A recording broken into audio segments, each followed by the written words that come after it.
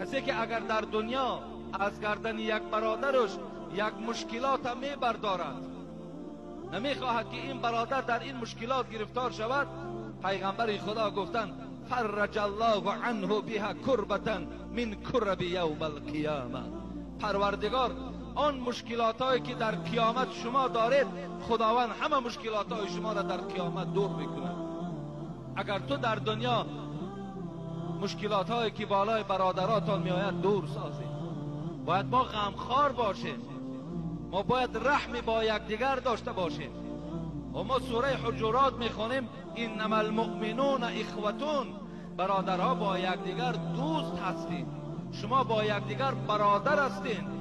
این مردمی که نابسته در کدام کوچه و در کدام شهر زندگی میکنی، ایمانی بر خدا داری، تو با یکدیگر برادر هستی. باید ما برادر یکدیگر باشیم، غمخوار یکدیگر باشیم.